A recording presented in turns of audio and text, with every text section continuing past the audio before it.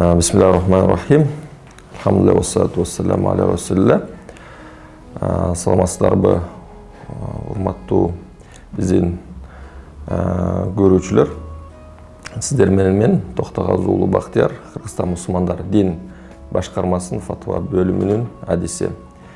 Биз адаттагылай эле бүгүн ошол бизге келген суроолорду жооп бергенге аракет кылабыз. Бүгүн биздин темабыз талак туурасында, же болбосо ошол үй бүлөдө ажырашуу маселеси туурасында болмокчу.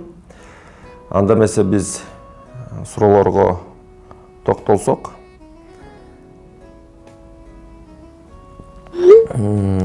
талак деген эмне? Бул биринчи эле суроо. Талак деген эмне?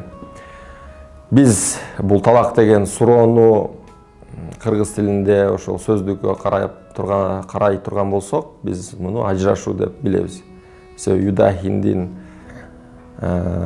ошо сөздүгүндө кыргыздар аны ажырашуу деп, ажырашууда колдонуучу сөз деп айтылат. Бул албетте араб тилинен бизге келген, ошол дин аркылуу биздин коомчулукта бул ажырашуу деп эсептелинет. Кээ бир учурда биздин коомдо талак деген сөздү таптакыр билбеши да мүмкүн. Андай дагы адамдар бар. Себеби Кыргызстандын бардык аймагында билбей калыш ыктымал. Кээ бир жакта билет, мисалы ошо түштүк жакта көбүрөөк билсе, балким түндүк жакта таптакыр бул сөздү билбеши мүмкүн.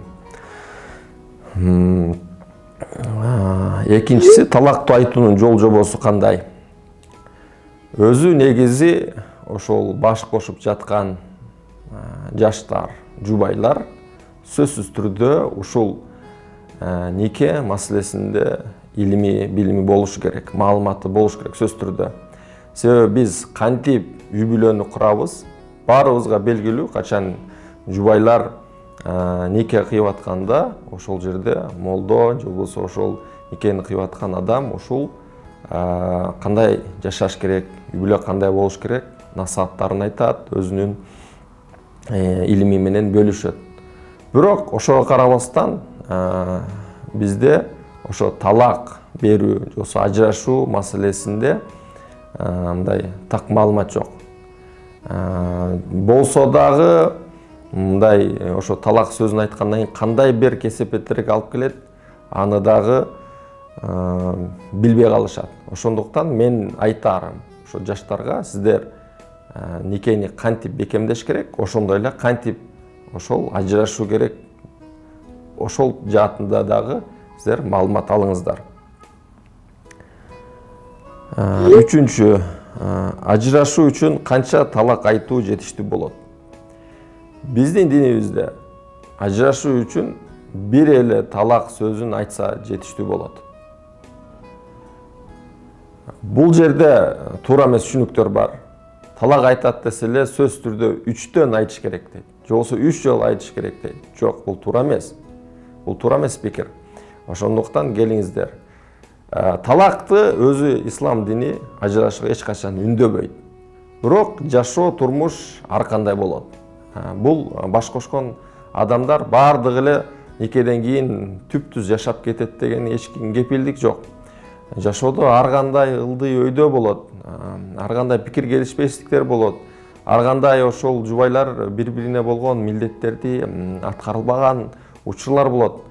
Ошондуктан бул бир чыр-чатак чыга турган болсо үй бүлөдө сөзсүз түрдө аны жубайлар чечкенге аракет кылыш керек. Бирок маселе анда дагы чечилбейт. Анда ортого бир ошол экөөнө бир урмат сыйга ээ болгон, бир авторитетке ээ болгон адам ошол ортого түшүп чечкенге аракет кылыш керек. Жок, таптакыр бул тепкичтерди, бул баскычтардын бардыгын жасап аракет кылдык, бирок биз акыркы чечимибиз ажырашуу. Биз ушу менен маселебиз чечилет дей турган болсоңор, ошондо бир эле талак жетиштүү. Талак бердим десе, же талак десе, сага талак. Бул болду, ошол жетиштүү. Балким ошо талак алгандан кийин дагы адамдар өкүнүп калат. Жок, биз шашып кетирбиз, биз ойлонбоп турбуз, биз дагы мүмкүнчүлүгүбүз барбы дейт. Албетте бар, болот. Демек, кайра некени жаңыртып алып жашаса болот. Ошондуктан эч качан бул динибиз ажырашууга үндөбөйт. Ошондой эле 3 талакты берүүгө үндөбөйт. Кийинки 3 жолу талак айтпайын, ажырашпайсың деген чынбы дейт. 3 талакты айтпай, ажырашпайсың деген бул туура эмес. Туура эмес, мен айтып атам. Ошондуктан бир эле талак ажырашууга жетиштүү. Кош бойлуу аялга айтылган талак өтөбү? Кош бойлуу болобу, же боюнда болбойбу, кандай гана учур болбосун, эгер талак сөзү ошол аялына айтылган болсо, бул учурда талак түшөт. Кээ бир ошол түшүнүктөр бар, ошо кош бойлуу болсо түшпөй калат экен деген. Жок, бул туура эмес, түшөт. Ачуу үстүндө талак айтса түшө береби? Ооба, түшөт. Ошондуктан биз мындай сабырдуу болушубуз керек. Мындай ачуу келгенде эле, урушканда эле талак менен айтып, маселени чечем деген бул туура эмес. Бул ачуу бир 5 мүнөттүк нерсе болушу мүмкүн. Адам бир ойлонбогон иштерге барып алат. Бирөөнүн көңүлүн түшүрүп алат. Туура эмес сөздөрдү айтып алат. Ошондой эле ушу талак сөзүн дагы айтып алат кээ бир жарандар биздин. Ошондуктан сиздер шашылбаңыздар. Бул талак маселени ошондой талаш, тартыш учурда айтып коюп, өкүнбөңүздөр. Мас абалында айтылган талак өтөбү? Мас абалында айтылган талак өтөт. Мастык ар кандай себептерден болсо дагы, мисалы үчүн түрлүү нерседен болуп, мас болуп өзүн билбей айтып алган болсо, анда дагы талак түшөт. СМС кат аркылуу жазган талак дагы түшөбү? СМС болобу азыр, мисалы үчүн, же болбосо WhatsApp, ошол Facebook, же ошол социалдык түйүндөр аркылуу дагы аялына айтса, анда талак түшөт. Бул баягы бет алдында айткандай эле. Бирок бул жерде анык ошол өзүнүн аккаунтунан айтылышы керек да, ошол адам өзү. Кээде болот турмушта мындай, балким телефону бирөө билет, же коду жок, бирөө жазып алат. Эгер чындап ошол адам өзү жазган болсо, аныктаган болсо, анда талак түшөт. Бул жерде ошону эске алып коюу керек.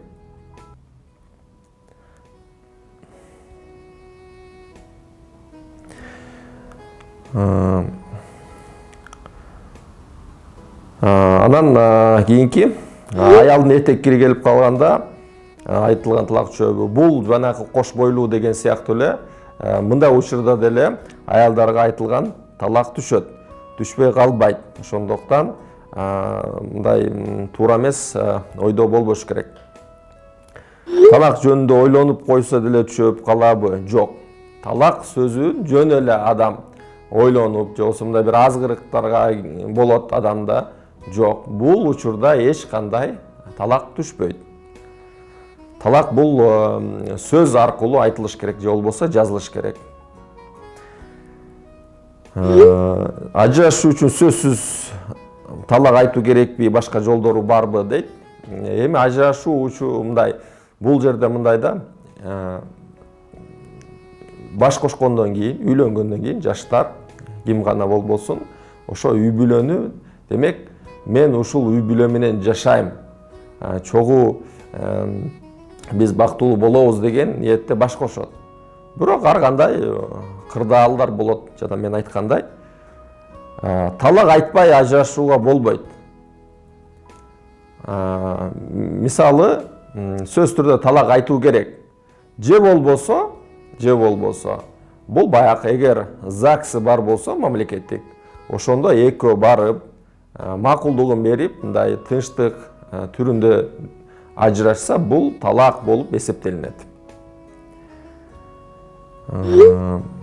Ата-эне кийинки суроо, ата-эне мажбурлап айттырган талак эсептелеби? Ошондуктан бул эсептелет, талак мажбурласа. Себеби бул баягы мажбурлап дегенде ошол кээ бир турмушта ошондой кырдаал болот. Сен айт, айтпасаң болбойт, тигинтпе, мен ыраазы болбойм, ушундай деген мындай кыйынчылык, мындай мажбурлаган, мындай моралдык, психикалык мындай басымда болот. Ошондуктан бул жерде мындай тынчтык жол менен чечкенге аракет кылыш керек. Бул сөз түрдө эле берет десе, мына айтып атат, ата энем бериш керек деген бул өзү туура эмес да. Ошондуктан эмне себеп болуп атат, чындап эле жашай албайсыздарбы же ошол маселелерди, ортодо болгон пикир келишпестиктерди, түшүнбөстүктөрдү чечкенге аракет кылыш керек. Анан бери десе эле берип коюу бул өзү туура эмес. Бирок мажбурлап айтырган болсо бул талак болуп эсептелинет. Ошондуктан шашылбаңыздар бул маселеде. 3 талак айтылгандан кийин жубайлар кайра жарашса болобу? 3 талак айткандан кийин кайра жарашууга эч шариятта жол жок. Ошондуктан бир талак айтып эле ажырашса болот. Ошого дагы биздин динибиз чакырбайт. Бирок ар кандай учурлар болот, ар кандай кырдаал болот. Ошондо талак айтып, бир эле талак айтуу жетиштүү. Ошо менен ажырашып кетсе болот. Ал эми 3тө айтып койгондон кийин кайра жарашууга жол жок. Ошондуктан келиңиздер, этият болуңуздар. Ошол качан ажырашса болот, кандай ажырашса болот, качан талак берсе болот, ошол туурасында келиңиздер, үйрөнүңүздөр, маалымат алыңыздар.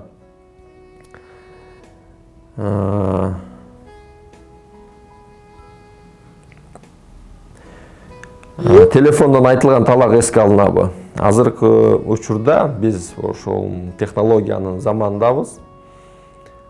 Телефон аркылуу көп иштерди бүтүрөбүз, маселелерди чечебиз. Ошондой эле бул дагы күнүмдүк турмушта бул телефон аркылуу айтылган талак дагы талак деп эсептелинет.